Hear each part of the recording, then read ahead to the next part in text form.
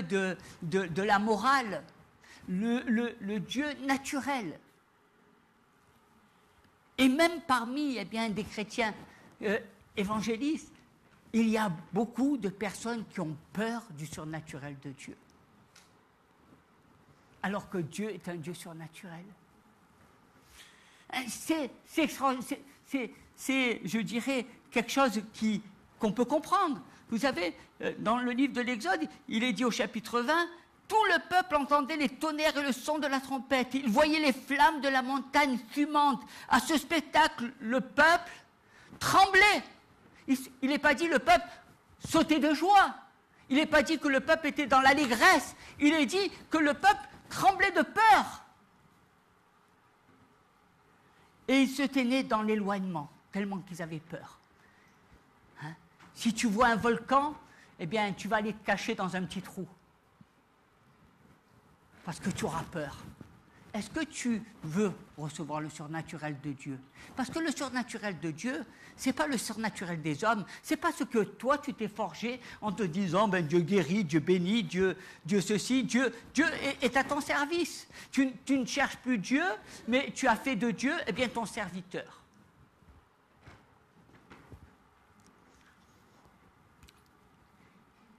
Il dira à Moïse, parle-nous toi-même et nous écouterons.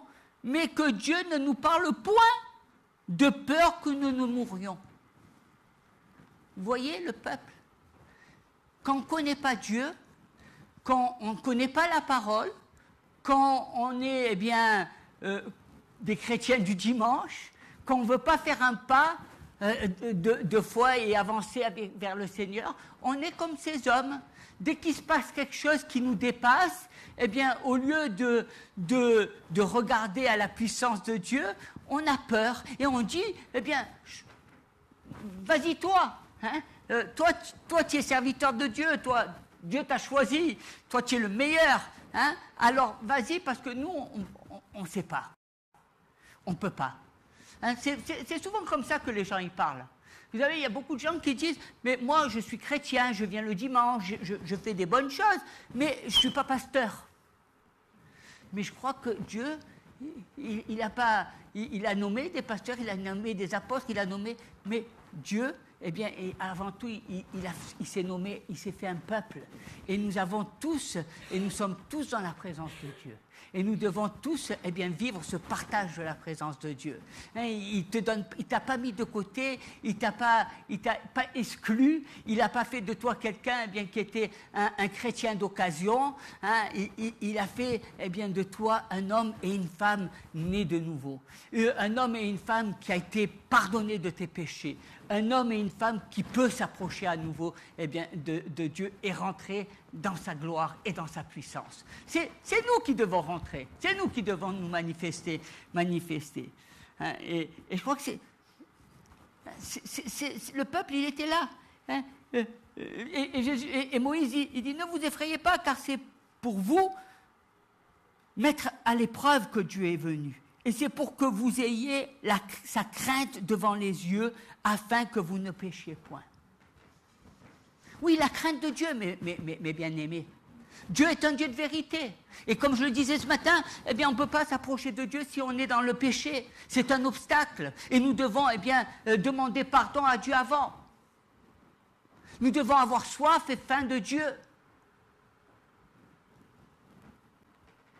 Beaucoup sont là en train de regarder à leur montre pour savoir combien de temps ça va durer un culte. Beaucoup sont là en train de regarder quand quelqu'un prie et se disent mais la personne prie et fait des prières interminables. Beaucoup se posent des questions, mais n'oubliez pas que Paul était dans l'église et il parlait tellement qu'il parlait nuit et jour, à tel point que quelqu'un est tombé du sommeil, il s'est précipité, il est tombé et il est parti dans le sommeil, dans la mort. Et Paul il a dit, ne vous inquiétez pas, on va prier pour lui, et puis il s'est réveillé. Et il a continué à prêcher et à parler. Nous avons besoin de la parole de Dieu. Nous avons besoin de passer du temps dans sa sainte présence. Moïse a jeûné pendant 40 jours à 2 reprises. Et puis quand il est monté à la montagne de Sion, il a attendu des jours et des jours avant que Dieu lui parle. Mais nous voulons tout et tout de suite. Nous ne voulons pas faire d'efforts. Ah oui, s'il s'agit d'aller voir des matchs, s'il s'agit d'aller faire du sport, s'il s'agit d'aller au cinéma, eh bien là, on n'a pas peur de perdre du temps. Mais quand il s'agit de Dieu, alors on a la montre. Dieu n'est pas le Dieu des enfants qui ont la montre. Il est le Dieu et le Père de ses enfants. Il n'est pas le Dieu vers qui on va parce qu'on a 2 heures à perdre pour se donner bonne conscience.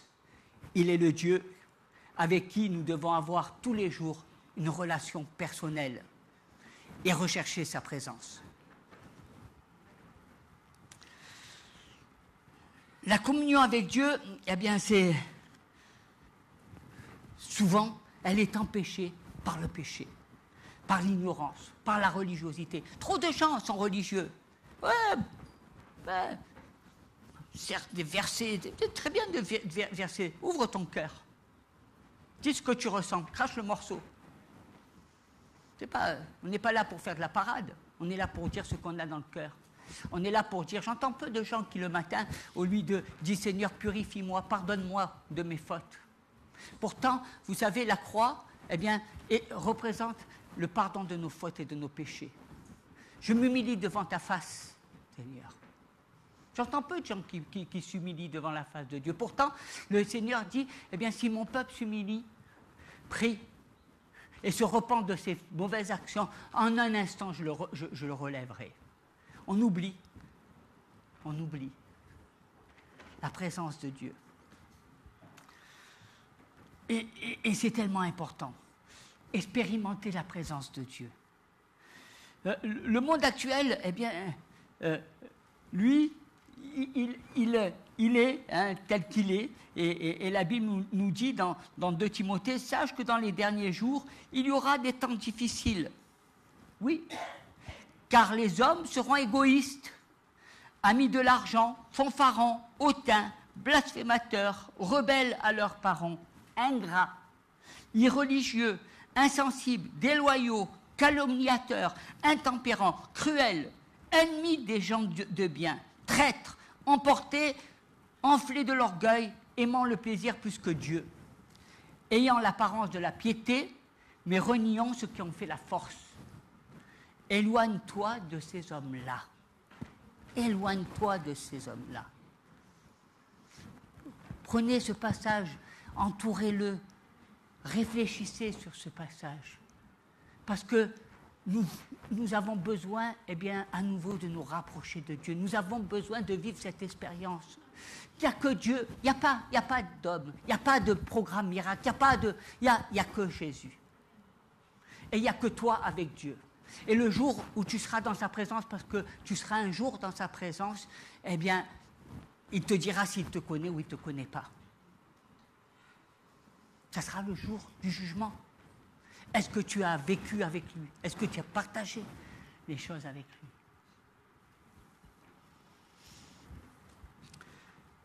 lui? Et connaître. C'est pour ça que nous avons besoin de connaître. Moïse a vu des choses extraordinaires. Plus que Moïse, le libérateur du peuple juif. Il a fait sortir tout ce peuple de l'Égypte. Des années d'esclavage. Vous imaginez, il a vu la main de Dieu par le bâton. Il a vu des prodiges extraordinaires. Mais, il y avait un mais. Et il sentait un vide. Ça ne suffisait pas. Il ne se contentait pas de ça. Je crois que tu peux voir la main. Bien sûr que tu as vu des choses formidables dans ta vie. Mais, il y a un mais. Moïse, il avait envie de plus. Il avait envie de voir Dieu. Il avait envie de connaître Dieu. Il avait envie, de le rencontrer. Il avait vu la puissance de Dieu. Il avait vu des choses extraordinaires. Je crois que si nous, eh bien, nous avons vu autant de miracles, on serait en train de faire Alléluia, Alléluia, Alléluia. Nous serions en train de proclamer, eh bien, le réveil, le réveil. Mais le véritable réveil, eh bien, ce qui comble le vide, ce vide que ressentait Moïse, c'était de rentrer dans la présence, c'était de connaître Dieu. C'est ça le véritable réveil. Moïse dit, fais-moi voir ta gloire. Fais-moi voir ta gloire. Et vous savez qu'est-ce que lui a répondu Dieu? Il dit, je ferai passer devant toi toute ma bonté, et je proclamerai devant toi le nom de l'Éternel. Je fais grâce à qui je fais grâce, et miséricorde à qui je fais miséricorde. Moïse a parlé de la gloire, il voulait voir la gloire de Dieu, mais Dieu, eh bien, lui a répondu en parlant, je vais passer devant toi, je vais venir. C'est pas la gloire, c'est tu vas me voir. Je veux voir ta face. Hein, la gloire de Dieu, eh bien, c'est pas simplement voir la puissance de Dieu, ça va de pair, mais c'est rentrer, eh bien, dans la présence de Dieu. Et béni soit le Seigneur parce que nous avons le même Dieu que Moïse. et béni soit le Seigneur parce que, eh bien, il nous a donné son Fils bien-aimé. Et béni le Seigneur parce qu'au travers de Jésus, je peux m'approcher du Père. Et je peux voir, eh bien, je peux voir, faire cette expérience que Moïse a faite. Hein, en montant dans cette montagne. Est-ce que tu veux faire ce voyage? Est-ce que tu veux voir la face de Dieu? Est-ce que tu viens adorer un Dieu vivant et vrai ou un Dieu des girouettes, du blablabla? Est-ce que tu veux expérimenter? Expérimenter. Parce que, vous savez, ce qu'a vécu Moïse, c'était tellement fort,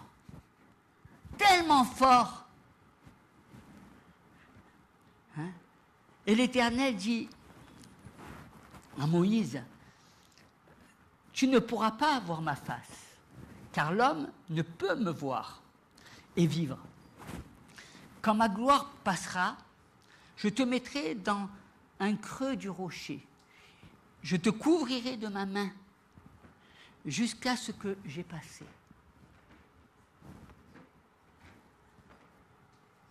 Personne ne peut voir Dieu. Mais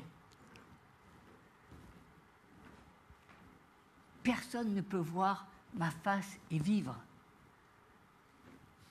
C'est la face du Seigneur. Ce n'est pas un ange qui est descendu, ce n'est pas l'ange de l'Éternel, c'est Dieu qui s'est manifesté. C'est la présence de Dieu qui s'est manifestée. Hein, c'est une dimension à laquelle le Seigneur nous appelle. Ce n'est pas fait uniquement pour les hommes de Dieu. C'est fait pour toi, c'est fait pour toi, c'est fait pour chacun de nous. Emparons-nous de ces promesses. Ne soyons pas, eh bien, comme des hommes et des femmes qui attendions un calendrier en nous disant, eh bien là, dans le livre de l'Apocalypse, il va venir à telle date, et telle date il va se passer ça, et telle date il va se passer ça. On a l'impression qu'il y a des gens qui font des pronostics ou qui font des choses comme ça, mais c'est pas ça. Arrêtons de manipuler la parole de Dieu. Arrêtons de limiter la parole de Dieu à des choses que nous ne savons même pas.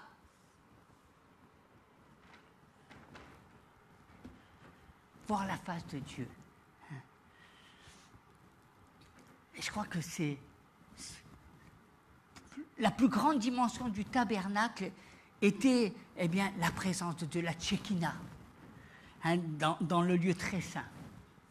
Et ce n'était pas le pain de proposition, ce n'était pas le chandelier d'or, ce n'était pas l'autel des parfums, encore moins l'arche de l'alliance et son or. C'était, eh bien, la présence de Dieu qui était l'essentiel. Ne faisons pas un temple avec des instruments et s'il n'y a pas la présence de Dieu, vous passez à côté. Hein? C'est la Tekina, c'est la présence de Dieu qui est l'essentiel. Moïse avait compris cela, hein, et il dit à Dieu, comment serait-il donc certain que j'ai trouvé grâce à tes yeux, moi et ce peuple? ne serait-ce pas quand tu marcheras avec nous et quand nous serons distingués, moi et ton peuple, de tous les peuples qui sont sur la face de la terre. C'est formidable ce que... Il comprend. Moïse, il comprend. Il dit, tu sais, comment tu veux que j'aille de l'avant si toi, tu n'es pas avec moi? Parce que comment tu veux que ce peuple, qui est rebelle, qui a le cou raide, qui murmure souvent contre toi, eh bien, comment tu veux qu'il soit distingué des autres si toi, tu n'es pas là?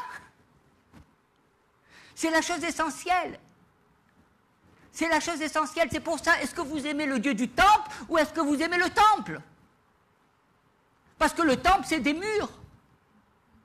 Mais le Dieu du temple, il est représenté par son Fils bien-aimé, Jésus, le roi des rois, le Seigneur des seigneurs.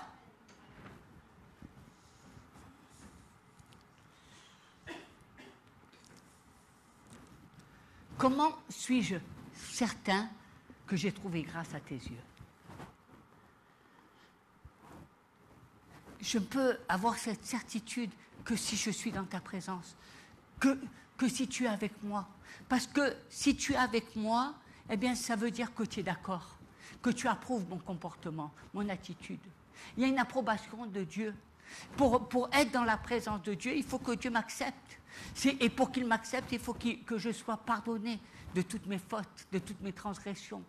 Il faut que je sois purifié. Il faut que je cherche, eh bien, à vivre la sanctification. Il faut que je sois saint parce que Jésus lui-même est saint. Il faut que je sois engendré, eh bien, à nouveau par Dieu, par le Fils de Dieu, et recevoir la nature de Dieu, qui est bien supérieure à la nature d'Adam.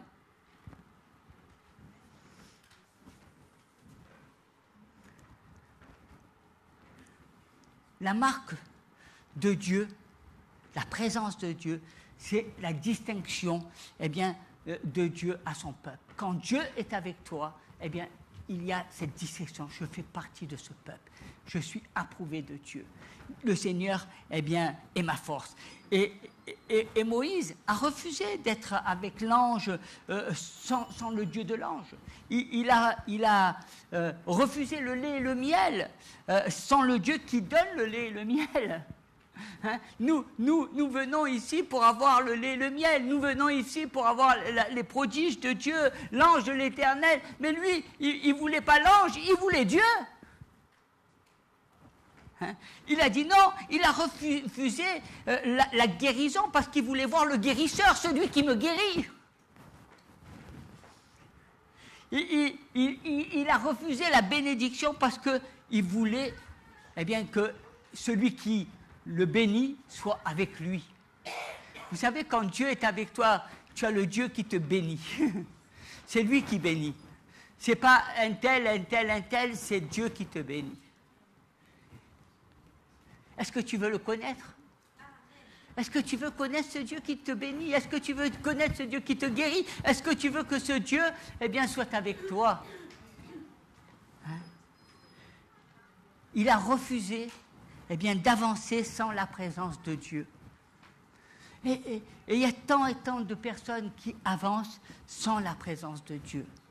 Il a compris que avancer sans Dieu, c'est faire marche arrière, c'est reculer. Quand tu avances, et il y a beaucoup d'églises qui essaient d'avancer sans Dieu, elles reculent. Mais quand tu as la présence de Dieu, eh bien, alors, là, tu n'as rien à craindre. Tout va tout seul. Tout va tout seul. Vous savez, il y a plusieurs types de présence de Dieu. Il existe plusieurs manières dont le Seigneur se manifeste. Je crois que la première, on l'a vu tout à l'heure, c'est la présence de Dieu liée à sa divinité, à ce qu'il est. Il est le Dieu omniprésent. Et c'est vrai que la terre lui rend gloire, parce que c'est lui qui l'a créée. Mais vous savez aussi que Dieu, eh bien, il est sur la terre, il est avec le diable, il est dans les choses médiocres. Il y a beaucoup de gens qui pensent que Dieu n'est pas dans les cabarets, Dieu n'est pas dans les endroits obscurs, etc. Il est partout. Il est omniprésent. Il est partout, Dieu. Partout. Il y a des gens qui pensent que Dieu est simplement dans tel endroit et pas ailleurs. Non. Il voit tout. Il sait tout. Il sait tout. Il est dit dans le psaume 139, « Où irai-je loin de ton esprit? Et où fuirai-je loin de ta face? Si je monte aux cieux, tu y es. Si je me couche sur ces jours des morts, t'y voilà. Si je prends les ailes de l'aurore et que j'aille habiter à l'extrémité de la mer, là aussi, ta main me conduit et ta droite me saisira.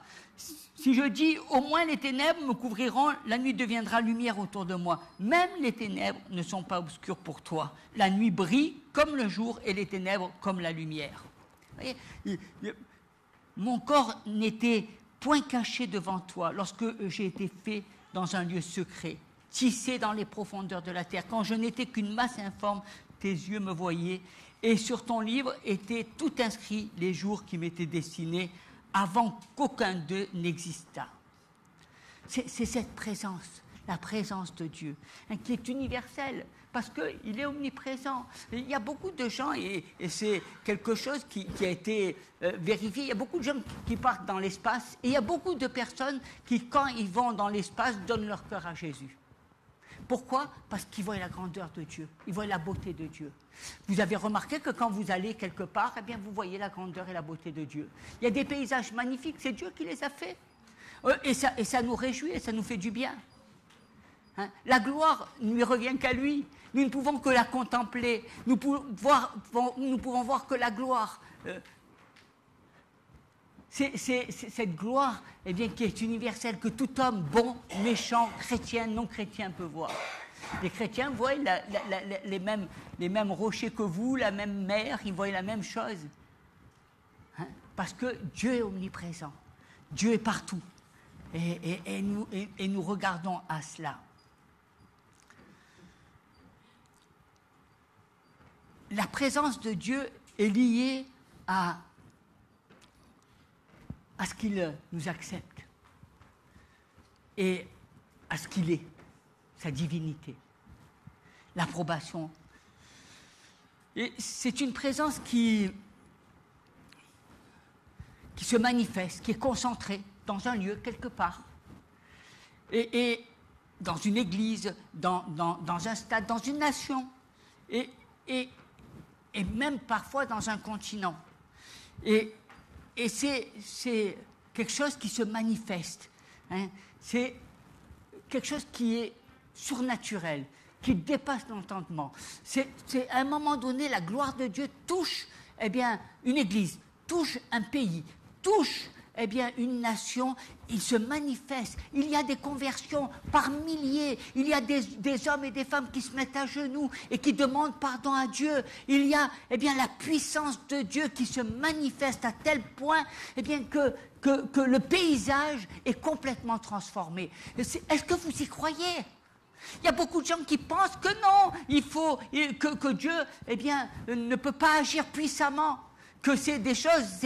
Mais vous savez qu'il y a des continents entiers qui ont été transformés. Il y a eh bien, des conversions qui se sont manifestées en Amérique latine.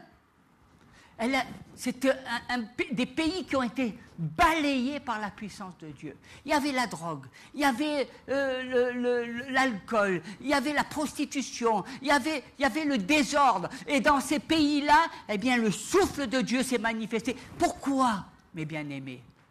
Parce qu'il y avait des personnes comme vous et comme moi qui ont recherché la face de Dieu.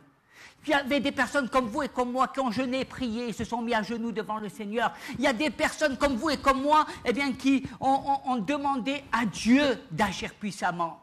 Parce que, vous savez, 12 hommes ont changé le monde.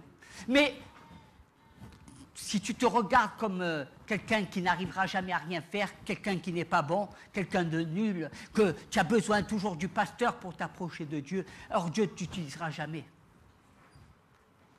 Ces hommes et ces femmes, ils ont cherché la face de Dieu. Ils se sont mis à genoux. Comme Moïse, ils ont fait des jeûnes de 40 jours. Ils ont cherché à ce que la gloire de Dieu se manifeste. Ils n'ont pas voulu la gloire pour eux. Ils n'ont pas recherché la gloire de l'homme. Ils n'ont pas voulu une place. Ils n'ont pas cherché à devenir la plus grande église, la meilleure église. Ils ont cherché à ce que la gloire de Dieu se manifeste. et que la gloire revienne à Dieu. Ils se sont mis à genoux. Ils ont demandé pardon à Dieu. Ils se sont repentis de leurs fautes. Ils ont eu soif de la parole de Dieu. Ils ont eu faim de la parole de Dieu. Ils ont voulu, recevoir, et encore recevoir, et encore recevoir. Ils ont dit, il n'y en a jamais assez. Je veux encore être rempli de Dieu. J'ai soif de Dieu. Ils ont eu faim de Dieu. Faim de Dieu. Vous savez, quand vous faites une réunion, une étude de biblique, il y en a qui vont, il y en a qui ne viennent pas. Mais comment tu veux agir si tu mets Dieu toujours à la 10e ou 20e place de ta vie? Ils ont cherché le royaume de Dieu à la première place. Il n'y avait pas de sacrifice pour Dieu. C'était quelque chose qui était comme du pain. Ils avaient besoin de manger cette nourriture. Ils avaient besoin de grandir. Parce que bien quelqu'un qui ne veut pas grandir, c'est toujours quelqu'un qui parle beaucoup, qui ne fait rien.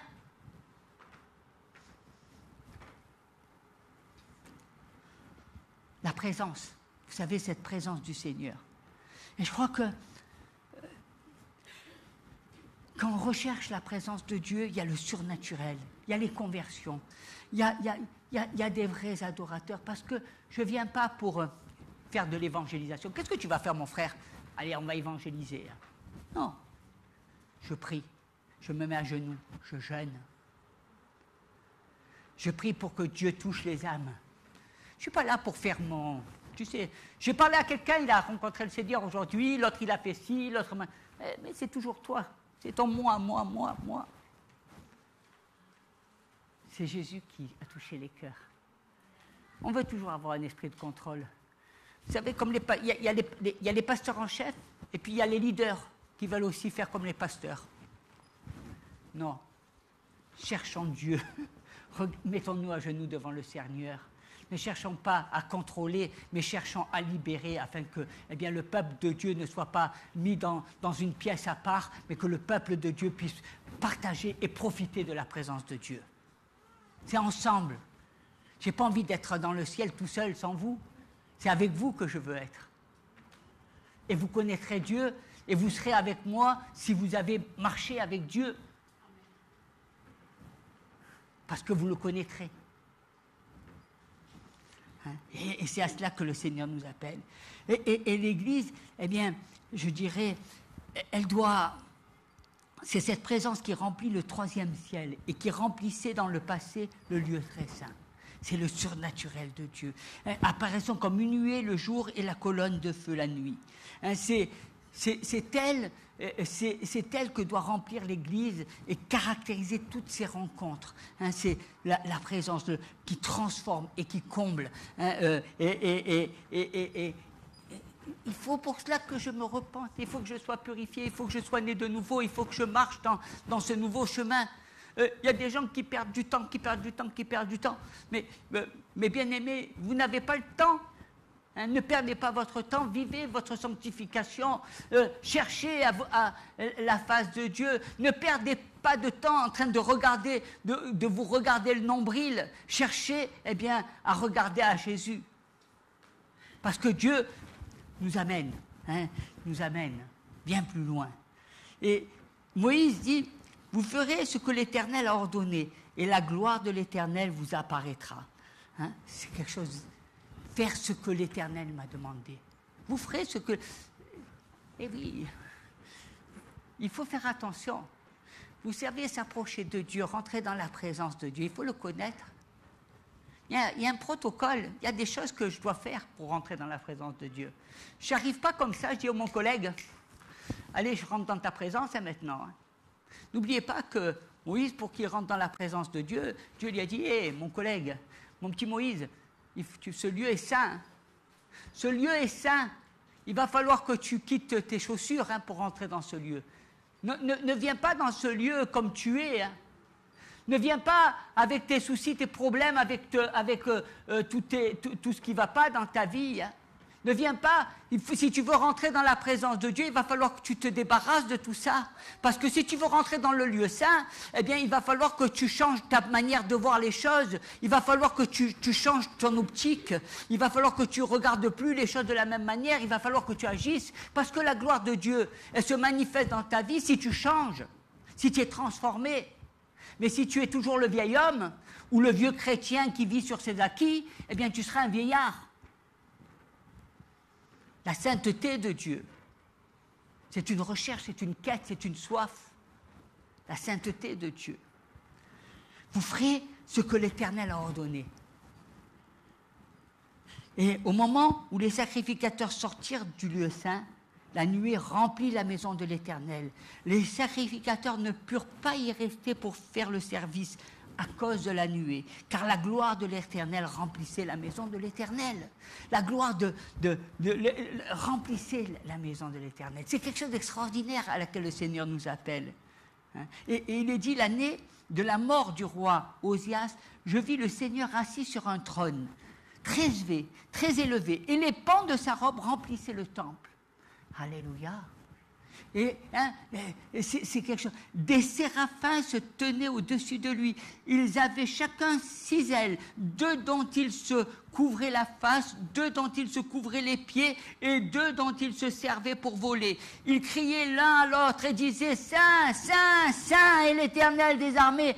Toute la terre est pleine de sa gloire.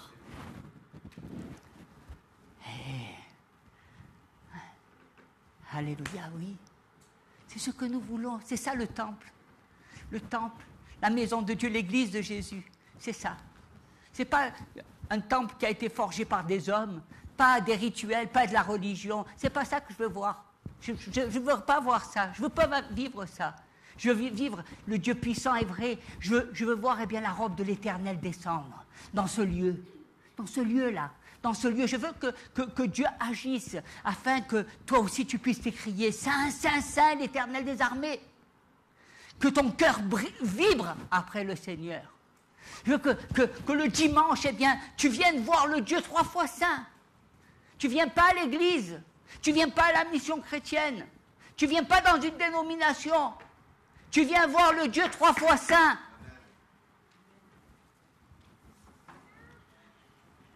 La gloire remplit toute la terre.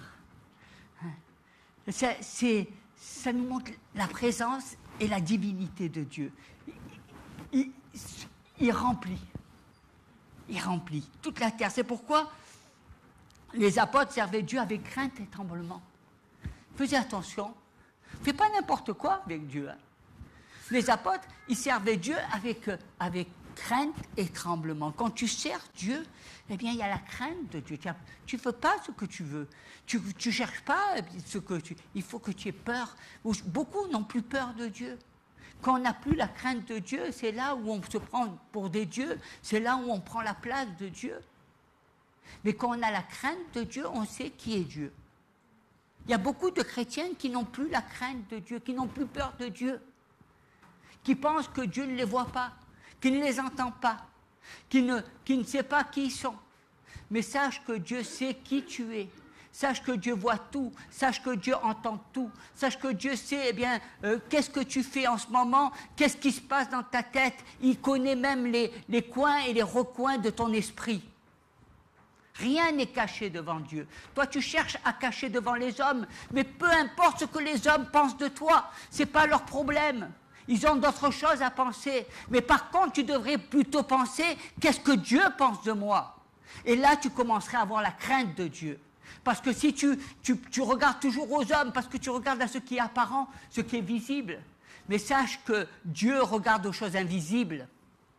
Et ce qui est invisible, ce que les hommes ne voient pas, les autres ne voient pas, Dieu le voit. Et ça doit te faire trembler. Tu dois avoir les chocottes, parce qu'il y a la crainte de Dieu, le respect de Dieu, parce qu'on sert Dieu. On ne fait pas ce qu'on veut. Et alors que Moïse se précipitait de voir qu'il allait vers le buisson ardent parce qu'il voulait voir Dieu, Dieu lui dit « ôte tes sandales car ce lieu est un lieu saint ». C'est, je dirais, tout à fait anormal que les gens causent, se parlent, se critiquent dans la présence de Dieu. Imaginez, Mais bien aimé, que nous sommes là pour glorifier un Dieu 3 fois saint. Imaginez les propos qu'il y a dans ce lieu qui font honte à Dieu. Imaginez vos réflexions, vos paroles, vos mots, vos sourires qui ne glorifient pas le Seigneur, qui ne manifestent pas la crainte de Dieu. Le respect de Dieu, c'est Dieu. Dieu 3 fois saint. Il a dit, va-t'en de là. Tes sandales, ton péché est là. Il ne peut pas souiller cette terre. Avant de venir à Dieu, avant d'adorer Dieu, il y a un protocole. Il faut que tu demandes pardon. Il faut que tu demandes à Dieu, Jésus, de te laver de tous tes péchés, de tes fautes, de tes pensées. Tu veux voir la gloire de Dieu, mais tu ne veux rien faire. Tu veux être un homme naturel. Tu te gonfles. Alors que tu dois t'apprendre à t'humilier.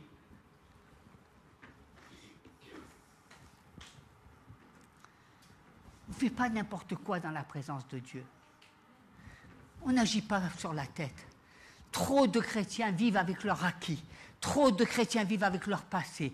Trop de chrétiens ne se renouvellent pas. Vous savez pourquoi? Parce qu'ils n'étudient pas la parole. Parce qu'ils ne cherchent pas la pensée de Dieu. Ils cherchent toujours à faire la même chose. Ça suffit. C'est bien. J'en sais assez. Je peux épater la galerie. Mais tu peux épater la galerie, mais tu n'épates pas Dieu. Il faut chercher la face de Dieu. La face de Dieu, c'est comme l'Église. Ils ont mis Jésus à la porte. Comment, si Jésus est à la porte, comment tu veux qu'il soit le maître de son Église? Hein? Il est obligé de frapper à la porte de ton cœur pour dire, je peux rentrer? Est-ce qu'il y a une place pour moi? Tu as tellement fait tes théories, tes principes, que finalement, il n'y a même plus la place de Jésus. Tu viens, tu l'aimes par la bouche. Mais est-ce que ton cœur... Vous savez, quand on aime, ça se voit, hein? Ça se ressent. Hein? Les chrétiens qui ont la soif de Dieu, on les voit, ils bougent. Hein? Ils font des kilomètres, ils vont prier, ils cherchent à connaître Dieu, ils vont dans les enseignements, ils font ceci, ils font cela. Et on voit les paresseux. Hein? Ils se voient, ils se distinguent. Hein? Vous voyez ceux qui ont envie et ceux qui n'ont pas envie. Hein? Ceux qui préfèrent leur vie, leur confort, et ceux qui abandonnent leur vie pour suivre Jésus. Tous les jours, nous vivons ce combat. Et tous les jours, nous devons savoir qui nous servons, quel est le roi du royaume. Le royaume, c'est Jésus. C'est le roi des rois.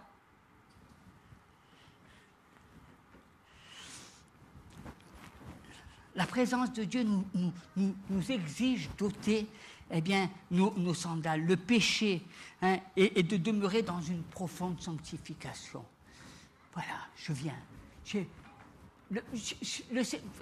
une grâce excellente, vous savez, le Seigneur nous a pardonné, libérés du péché. Si nous sommes là, c'est parce que justement, Dieu a touché nos cœurs et qu'il a fait de nous des hommes nouveaux. Mais si je reviens dans la présence de Dieu, avec mes pensées qui pêchent devant Dieu, avec mon corps qui a péché devant Dieu, le Seigneur dit non, ôte le péché de ta vie.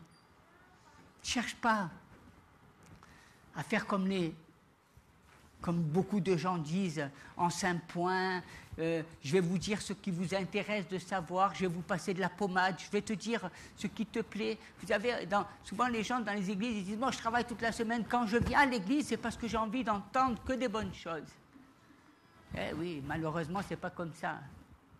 Malheureusement, c'est pas comme ça, parce que si Dieu te dit que des bonnes choses, tu resteras dans le péché toute ta vie. Parce que si je te dis que des bonnes choses, que ce que tu veux entendre, tu vas boire, tu vas sortir, tu ne connaîtras même pas la parole de Dieu. Tu seras dans les péchés, tu feras le mal et tu ne seras même pas. Et tu vas dire, alléluia, gloire à Dieu. Ce n'est pas ça, être enfant de Dieu. Être enfant de Dieu, c'est marcher dans la sanctification. C'est se mettre à part. C'est pas faire ce que le monde veut que tu fasses, mais c'est à rechercher la présence de Dieu. Vous savez, quand il y avait dans le jardin d'Éden, il y avait Adam et Ève, et je dirais que dans ce jardin d'Éden, ils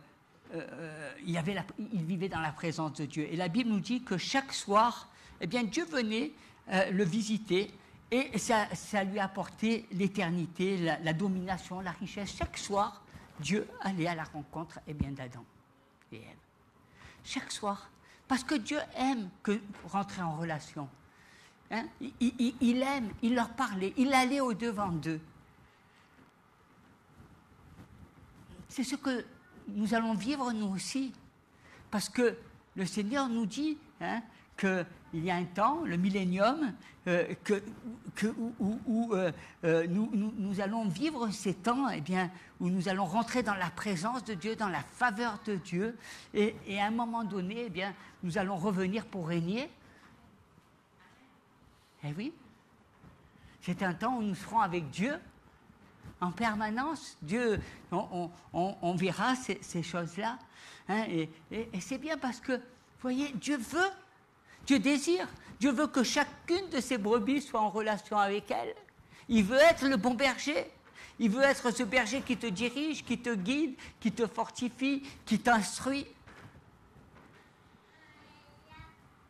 C'est formidable, vous savez, que le millénium, parce que c'est le règne de Christ, et pour une durée de 1000 ans sur la terre.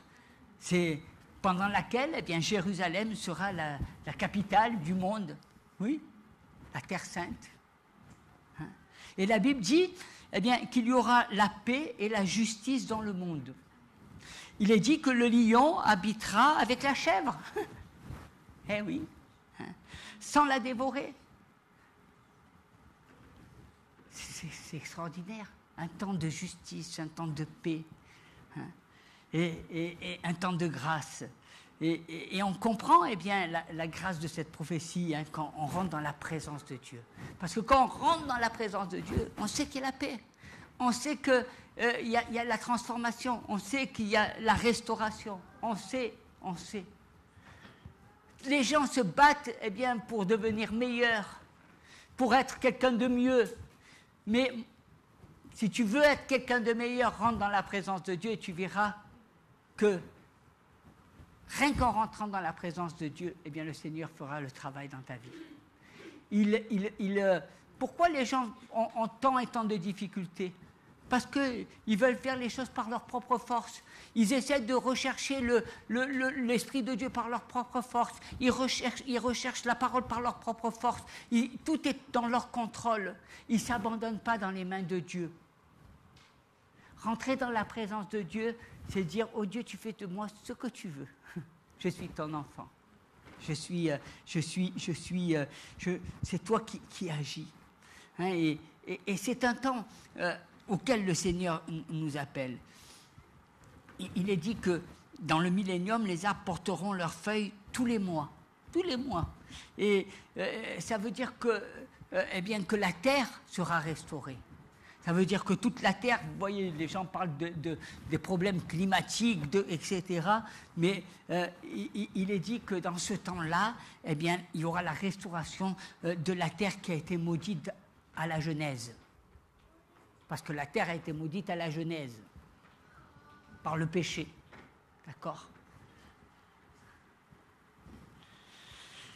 Et ça nous enseigne que la présence de Dieu apporte la consolation et le renouveau. Il y a un renouveau. Et je vous invite à cela. Partout où Dieu est, la vie est. Partout où il y a la présence de Dieu, il y a la vie. Alléluia. Et cette vie de Dieu, en hébreu, ça s'appelle Zoé. Un mot qui veut dire qui comprend le salut, qui comprend la vie éternelle, la guérison, l'onction, la bénédiction, bref, tout ce qui est nécessaire à la vie d'un homme. On veut être béni, on veut recevoir cette onction de Dieu, on veut tous mais la présence de Dieu est importante parce que s'il n'y a pas la présence de Dieu, il n'y a pas le Zoé. Il y a des gens qui cherchent les bénédictions, la vie, tout cela, mais ils ne recherchent pas Dieu. Tu ne peux pas avoir les bénédictions si tu n'as pas Dieu. Parce qu'au bout d'un moment, tu recherches que la bénédiction, mais tu ne connais pas Dieu. Il faut rechercher le Dieu de la bénédiction. Le Dieu de la bénédiction, c'est dans la présence de Dieu. C'est lui Hein, c'est lui qui a fait les cieux et la terre. C'est lui que tu dois rechercher. Ne recherchons pas sans arrêt ces bénédictions.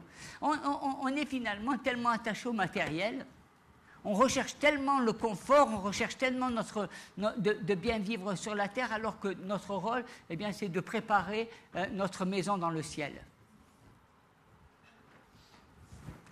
Parce que c'est là où nous y habiterons éternellement. Il y a peu de gens qui comprennent l'éternité. Ils pensent qu'ils vont vivre, ils disent, Seigneur, toi tu me prépares la maison, moi j'ai rien à faire. Tu veux que je te prépare la maison, prépare-la dans ta vie. Hein. Nous ne sommes que des passagers sur cette terre. Hein. Fais de l'éternel tes délices, et il te donnera ce que ton cœur désire. Faire de l'éternel ses délices. Cherchez premièrement le royaume et la justice de Dieu, et toutes ces choses vous seront données par-dessus. Moïse a compris ces choses-là. Il a compris que c'était important la présence de Dieu, c'était primordial. Et nous devons comprendre que c'est primordial. Jésus nous amène au Père. Nous devons comprendre, et je parle de Dieu, parce que bien souvent les gens s'arrêtent à Jésus. Il est mort à ma place pour effacer mes fautes. Non. Il m'a révélé le Père. Il m'a révélé le Père. Il m'a révélé Dieu. Il m'a révélé ce Dieu 3 fois saint. Et la présence de Dieu, eh bien, ça amène le réveil. Ça amène, ou ça ramène, eh bien, la présence de Dieu. Je dis ça amène le réveil ou ça ramène... Vous savez, il y a une différence. Parce qu'il y a l'éveil. Eh bien, l'éveil, c'est l'état des choses que nous sommes... comme nous sommes endormis. On a besoin d'être éveillés, on a besoin de sortir de notre endormissement. Hein, on pourrait dire qu'en France, les chrétiens dorment, il y a un esprit d'endormissement, ils sont aveugles, ils sont endormis. On a besoin de réagir, on a besoin de s'éveiller, mais on cherche toujours que les autres se réveillent avant nous. Alors on attend les autres. Mais ce travail doit se faire individuellement, c'est toi qui dois t'approcher de Dieu. Et tu verras que tu es faim et soif de Dieu, rentre dans sa présence. Et tu verras eh bien, que tu vas vivre, tu vas sortir du sommeil spirituel. Parce que beaucoup eh bien, sont dans le sommeil spirituel. Et on parle de réveil quand on est restauré. C'est quoi le réveil pour toi? C'est quand tu es restauré. Quand je suis restauré, que Dieu a posé à nouveau sa main, qu'il a restauré mon cœur, il a purifié mon cœur. Hein. Et c'est cet état initial, il m'a restauré. J'étais mort par le péché, eh bien j'ai ressuscité en Christ. Il y a là eh bien, un esprit de restauration. Vous savez, quand Israël, à un moment donné, on en a parlé, a perdu l'arche de Dieu, sans guide, eh bien, l'arche s'est dirigée seule du temple de Dagon jusqu'à la frontière d'Israël. Et c'est David qui l'a ramenée à la maison de l'Éternel. Mais à un moment donné, eh bien, cette arche qui a été perdue, elle s'est dirigée toute seule. Hein. Et c'est quand même extraordinaire, parce que, en fait, quand l'arche rentre seule, eh bien, c'est la présence de Dieu qui ramène le réveil. Quand l'arche rentre dans un pays, eh bien, c'est la présence de Dieu qui touche. Elle rentre. C'est l'arche de Dieu. Si tu veux y croire, mets-toi à genoux, prie. Ce n'est pas fait par un homme, c'est l'arche toute seule qui vient, c'est Dieu qui prend sa décision de venir en France et d'agir. Et il fait ce qu'il veut, Dieu. Tu ne peux pas contrôler Dieu. Tu ne peux pas lui dire non, c'est bidon, la France, il y a des mauvais esprits, ceci. Ce n'est pas son problème. Si Dieu veut venir, il vient. D'accord? Et nous devons prier. Ça, c'est quand l'arche eh bien, qui a été perdue, parce que la France, elle a perdu son arche. Parce que la France, eh bien, elle ne lève plus les mains devant le Seigneur, elle est dans la laïcité, elle est dans le monde païen, elle est avec ses idoles, donc elle a renié Dieu. Il faut que cette arche a été perdue. Et il faut prier que l'arche de Dieu revienne sur ce pays. Et puis, il y a, eh bien, notre action. Ce que vous et moi, nous pouvons faire. C'est ce que David a fait. Vous savez, qu'est-ce qu'il a fait, David? Eh bien, lui, c'est David qui a ramené l'arche. C'est alors que le réveil, que la présence de Dieu a été ramenée à Jérusalem. C'est notre rôle à chacun de ramener la présence de Dieu dans le temple, de ramener la présence de Dieu dans les vies des enfants de Dieu, de ramener la présence. Quand l'arche est rentrée à Jérusalem, c'est Dieu qui est rentré à Jérusalem. Qui c'est qui a ramené la présence de Dieu? C'est David. Parce que l'arche, elle n'était pas à Jérusalem. Hein, le but de ramener... Et qu'est-ce qui s'est passé quand l'arche, elle a été à Jérusalem? Les gens, ils ont fait la fête. David, il a quitté la chemise. Ça a été une explosion parce que c'était Dieu qui rentrait à nouveau à la maison. Est-ce que vous n'avez pas envie de voir à nouveau, eh bien, la présence de Dieu dans votre vie?